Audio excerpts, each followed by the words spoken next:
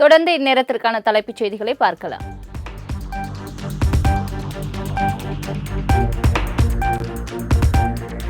திருப்பதி ஏழுமலையான் கோவிலில் கூட்ட நெரிசலில் சிக்கி சேலம் பொள்ளாச்சியை சேர்ந்த 2 பெண் உட்பட 6 பேர் உயிரிழப்பு.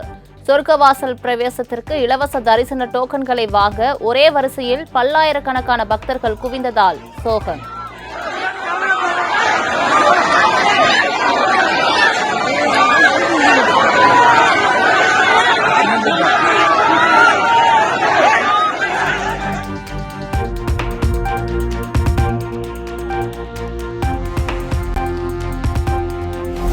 எவ்வித முன் அறிவிப்பும் இல்லாமல் கேட்டை திறந்துவிட்டதே உயிரிழப்பிற்கு காரணம் என திருப்பதி மாவட்ட ஆட்சியர் வெங்கடேஸ்வர் தகவல். கேட்டை திறந்துவிட்ட துணை காவல் கண்காணிப்பாளர் மீது நடவடிக்கை எடுக்கப்படும் எனவும் உறுதி.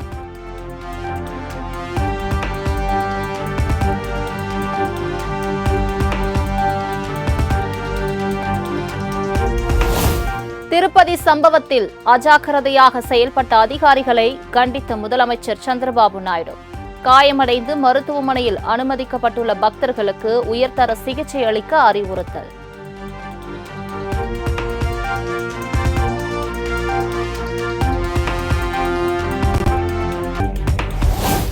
இன்று காலை 11 மணிக்கு திருப்பதி செல்கிறார் ஆந்திர முதலமைச்சர் சந்திரபாபு நாயுடு. கூட்ட நெரிசலில் சிக்கி உயிரிழந்தவர்களின் குடும்பத்தினர் மற்றும் காயமடைந்தவர்களை சந்தித்து ஆறுதல் தெரிவிக்கிறார்.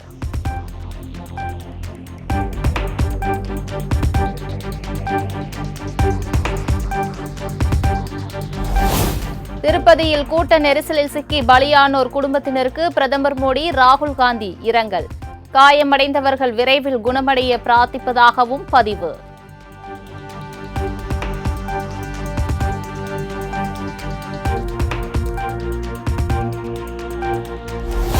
தமிழ்நாடு முழுவதும் பொங்கல் பண்டிகைக்கான பரிசு தொகுப்பு விநியோகம் இன்று தொடக்கம். சென்னையில் காலை 8:45 மணிக்கு முதலமைச்சர் மு.க. ஸ்டாலின் தொடங்கி வைக்கிறார்.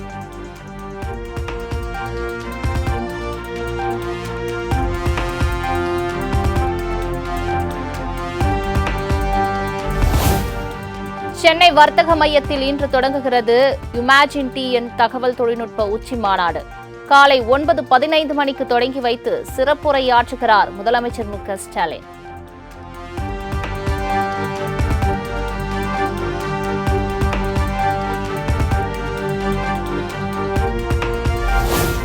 நான்காவது நாளாக இன்று மீண்டும் கூடுகிறது தமிழ்நாடு சட்டப்பேரவை கூட்டத்தொடர். 2வது நாளாக ஆளுநர் உரைக்கு நன்றி தெரிவிக்கும் தீர்மானத்தின் மீது விவாதம் நடைபெறுகிறது.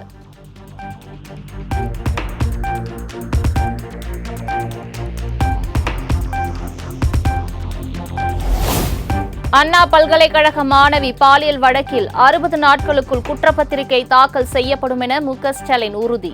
சிறப்பு நீதிமன்றம் மூலம் குற்றவாளிக்கு உச்சபட்ச தண்டனை கிடைக்க நடவடிக்கை எனவும் திட்டவட்டம்.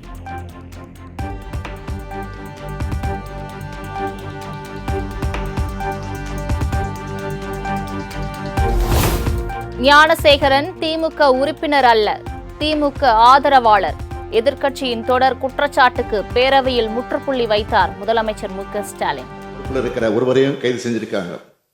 நான் முன்பு விளக்கம் தந்த சென்னை மாணவி வழக்கில் கைது செய்யப்பட்டவர் நிச்சயமா சொல்றேன், உறுதியாக சொல்றேன், திமுக உறுப்பினர் இல்லை, திமுக ஆதரவாளர். அதை நாங்கள் மறுக்கல. அமைச்சர்களோடு அரசியல்வாதிகளோட படங்கள் எடுத்திருக்கலாம், தவறு இல்லை. ஆனால் யாராக இருந்தாலும் உண்மையாக திமுக இருந்தாலும் நான் நிச்சயமாக உறுதியாக நடவடிக்கை எடுப்பேன். அதில் எந்த மாற்றம் கிடையாது. ஆனால் திமுக காரன் இல்லை, திமுக உறுப்பினர் அல்ல, திமுக அனுதாவி. அதுதான் உண்மை.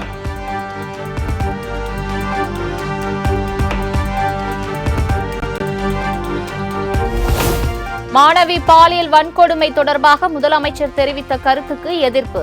சட்டப்பேரவையிலிருந்து வெளிநடப்பு செய்த அதிமுக எம்எல்ஏக்கள். சட்டமன்றத்தில் ஜனநாயகம் செத்து போச்சு.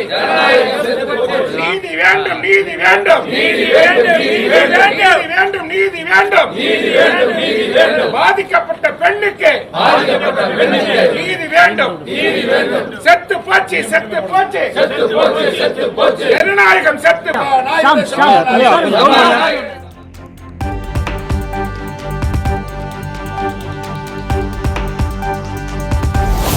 டங்ஸ்டன் திட்டத்தை எக்காரணம் கொண்டும் அனுமதிக்க மாட்டோம் என சட்டப்பேரவையில் அமைச்சர் தங்கம் தென்னரசு திட்டவட்டம்.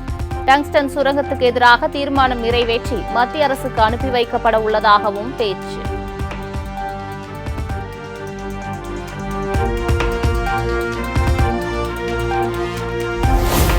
HMP வைரஸ் தொடர்பாக மக்கள் பதற்றமடைய வேண்டாம். சட்டப்பேரவையில் மக்கள் நல்வாழ்வுத்துறை அமைச்சர் மா சுப்பிரமணியன் விளக்கம்.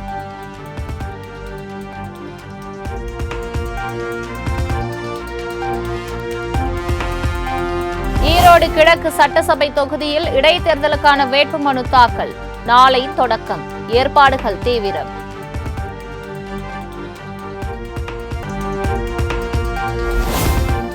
ஈரோடு கிழக்கு இடைத்தேர்தலில் அரசியல் கட்சிகள் மத வழிபாட்டு தளங்களை பயன்படுத்த தடை. இரவு 10 மணி முதல் காலை 6 மணி வரை ஒலிபெருக்கியை பயன்படுத்தக்கூடாது என்றும் மாவட்ட ஆட்சியர் அறிவுறுத்தல்.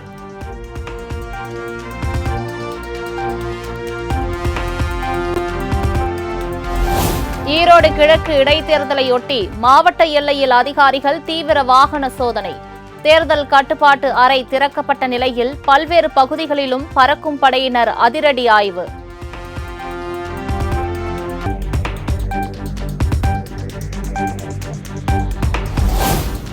ஜனவரி 26ஆம் தேதி குடியரசு தினத்தன்று அனைத்து ஊராட்சிகளிலும் கிராம சபை கூட்டங்கள் நடத்த வேண்டும். மதசார்பற்ற வளாகத்தில் கூட்டங்களை நடத்திட தமிழக அரசு அறிவுறுத்தல்.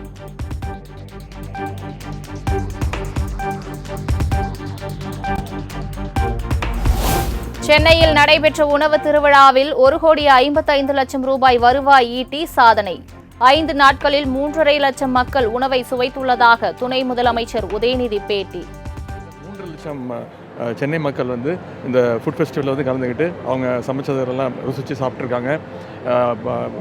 ரெவன்யூ மட்டுமே இந்த 5 நாட்களில் 1,50,00,000 ரூபாய்க்கு மேலே அவங்க வருமானம் ஈட்டியிருக்காங்க. அதற்காக சிறப்பாக நடந்த அந்த உணவு திருவிழாவுக்கு ஃபுட் ஃபெஸ்டிவல் உணவு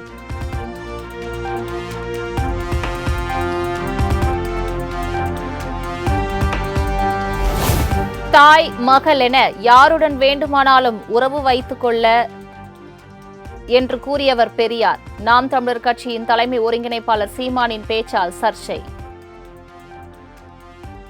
உனக்கு உடல் இச்சை வந்தா பெற்ற தாயோ மகளோ அக்காவோ தங்கச்சியோ அவர்களோட உறவை வச்சுக்கிட்டு சந்தோஷமா இருன்னு சொன்னது பெண்ணிய உரிமையா?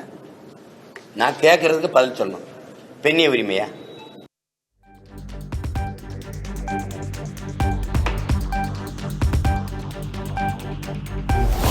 UGC விதிகளில் மாற்றம் செய்வது சனாதன சதி என விசிக தலைவர் திருமாவளவன் கண்டனம். RSS இயக்கத்தை சார்ந்தவர்களை துணைவேந்தர்களாக நியமிக்க மத்திய அரசு சதித்திட்டம் தீட்டுவதாகவும் குற்றச்சாட்டு.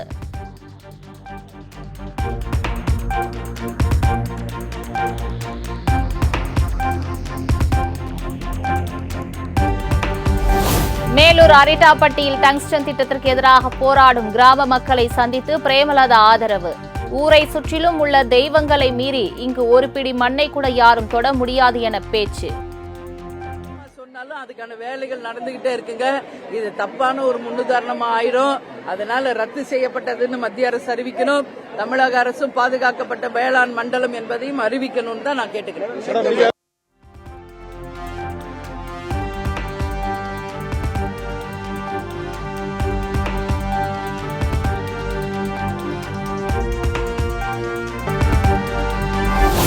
சென்னையில் 20 லட்சம் வழிப்பறி சம்பவத்தில் மூளையாக செயல்பட்டதாக புகார். சென்னை சைதாப்பேட்டை காவல் நிலைய சிறப்பு காவல் உதவி ஆய்வாளர் சன்னி லாய்டு மீது வழக்கு பதிவு.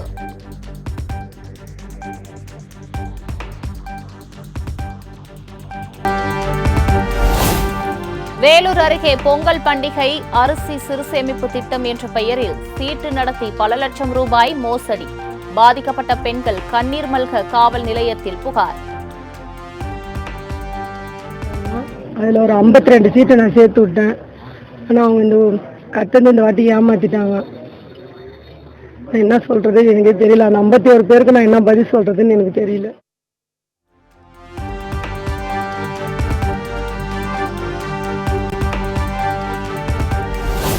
சேலம் மாநகரில் பட்டப்பகலில் வீடு புகுந்து மூதாட்டியின் கழுத்தில் அணிந்திருந்த 15 பவுன் தாலி செயினை பறிக்க முயற்சி.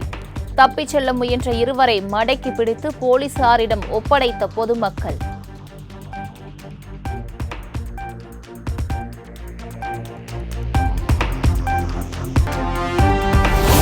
விண்வெளியில் இன்று நடைபெற இருந்த 2 செயற்கைக்கோள்களை இணைக்கும் ஸ்பேஸ் டாக்கிங் பணி ஒத்திவைப்பு. 2 செயற்கைக்கோள்கள் இடையிலான தூரத்தை 225 மீட்டராக குறைக்கும் பணி நடைபெற்ற நிலையில் இஸ்ரோ மீண்டும் அறிவிப்பு.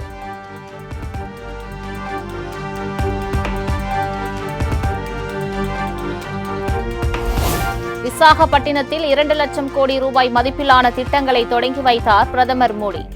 60 ஆண்டுகள் இடைவெளிக்கு பிறகு நாட்டில் 3வது முறையாக ஆட்சி அமைந்துள்ளதாகவும் பெருமிதம்.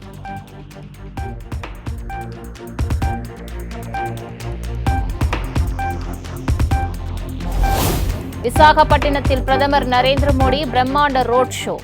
சாலையின் இருபுறம் பொதுமக்கள் மலர்களை தூவி உற்சாக வரவேற்பு. विशाखापट्टनम से भारत के यशस्वी प्रधानमंत्री गौरव प्रधानमंत्री वर्युलु श्री नरेंद्र मोदी गारिकी आंध्रुल पक्षान स्वागतम मरियु एक परिकल्पना और संकल्पना है.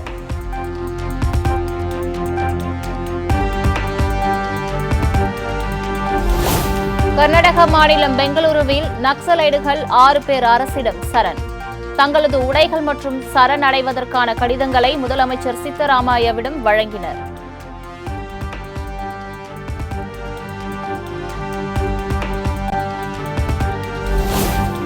தென்பெண்ணையாறு நீர் பிரச்சினை குறித்து தமிழ்நாட்டுடன் பேச்சுவார்த்தை நடத்தி தீர்வு காண முயற்சி. பெங்களூரில் கர்நாடக துணை முதலமைச்சர் டி.கே. சிவக்குமார் பேட்டி.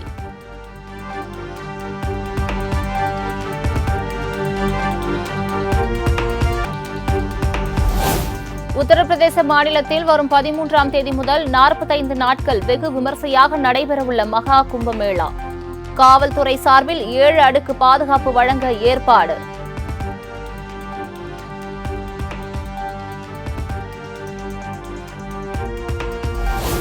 டெல்லியில் சுமார் 5 கோடி ரூபாய் அளவுக்கு சொத்து குவித்ததாக நகர்ப்புற மேம்பாட்டு வாரிய அதிகாரி மீது சிபிஐ புதிய வழக்கு பதிவு.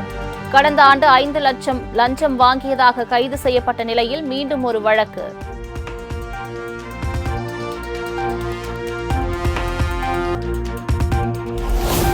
இலங்கை கொழும்பில் அரசுக்கு எதிராக பல்கலைக்கழக மாணவர்கள் போராட்டம். பல்வேறு கோரிக்கைகளை வலியுறுத்தி முழக்கங்கள் எழுப்பியதால் பரபரப்பு.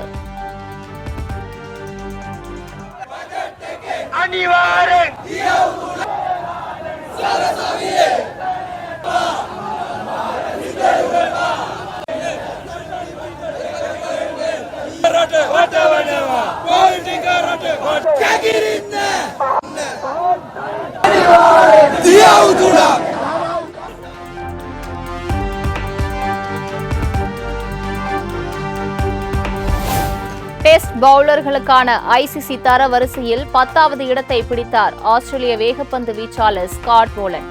தர வரிசையில் தொடர்ந்து முதலிடத்தில் உள்ளார் இந்திய வீரர் பும்ரா.